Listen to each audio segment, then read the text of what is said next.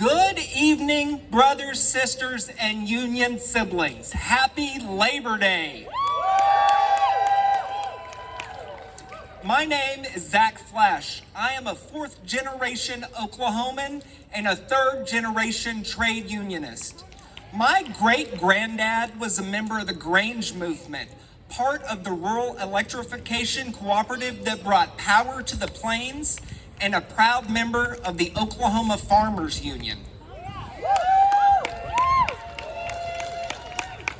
My daddy became a member of Teamsters Local 886 to put food on the table for 7 kids. And finally, as a union steward in the same Teamsters Local as my old man, I get to watch my own 7 kids grow up playing in our hall, learning the lessons that have made our family resilient enough to survive 2 world wars, the Great Depression, and the Dust Bowl.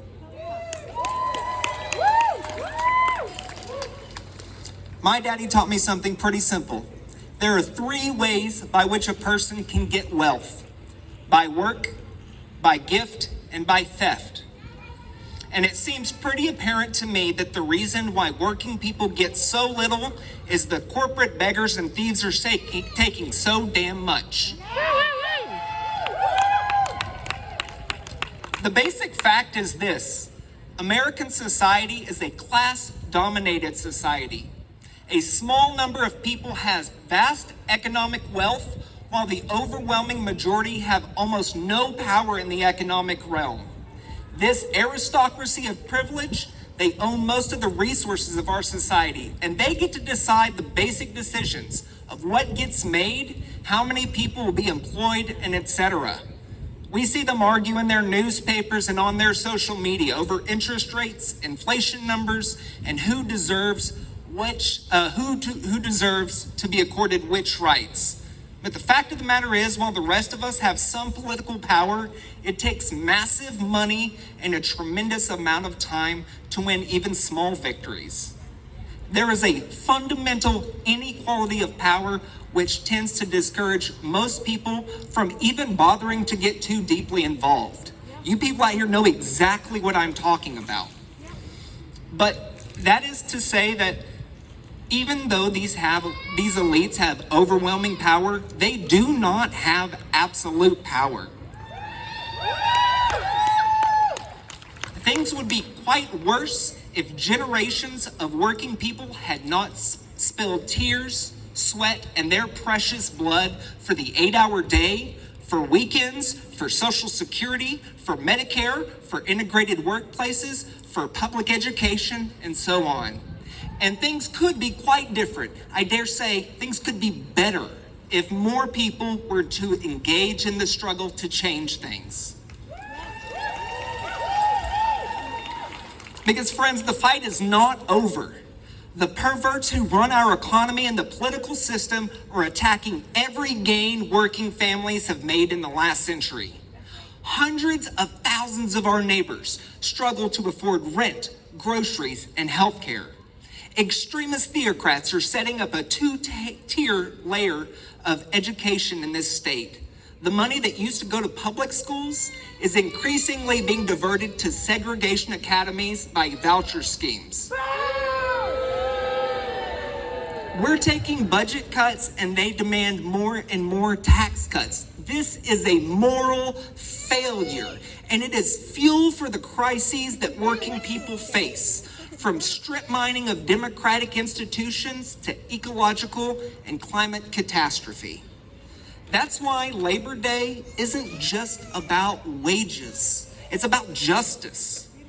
It's about understanding that when we struggle together against the forces that try to divide us, when we learn that solidarity goes beyond race, transcends country of origin, overcomes false binaries, when we struggle together, we become something more. And that's what the capitalists and the politicians who serve them are so afraid of.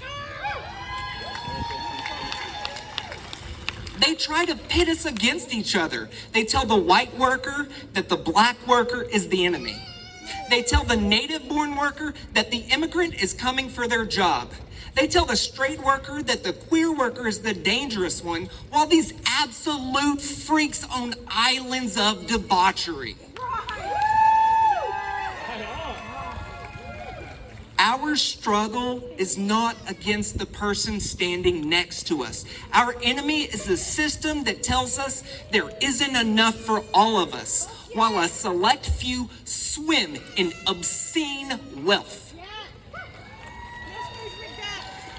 Our power, the power to upend that system, has always come from each other. It comes from solidarity. It comes from collective action, from our ability to withhold our labor, and from a refusal to be a working class divided. Solidarity is our strength. It's the solidarity between the warehouse worker and the teacher, between the nurse and the delivery driver, between the student and the retiree. It's the understanding that your fight is my fight, that an injury to one is an injury to all. Our power is in the solidarity of the multiracial, multi-gender, multi-faith coalition standing here on this plaza today. It is the solidarity of the teacher and the electrician, the nurse and the restaurant worker, united as one. As Franklin Roosevelt said in his Labor Day address of 1941, American workers, American farmers, American businessmen, American church people, all of us together have the great responsibility and great privilege of laboring to build a democratic world on enduring foundations.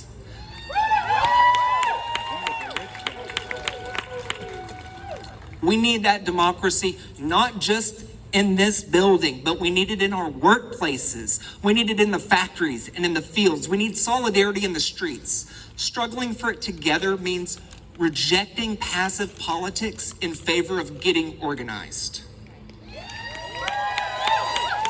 So there are lots of ways that you can get organized. There are lots of organizations here today, and every single one of them needs your help. I want to point out some organizations that are important to me as a union guy. LaborNotes.org is doing some fantastic training coming up on the 8th. Secrets of a Successful Organizer is coming out, so sign up for that training. The Emergency Workers Organizing Committee is great. That's the DSA guys back there. Hello! So find a place to plug in. It really takes all of us from all of our weird little interests and facets of life, from all of our strengths. It's going to take every single one of us to upend the system, but we can do it because we've done it before. So thank you guys. Thank you for coming out. Thank you for the organizers for being a part of this. Thank you for being part of this. Don't stop.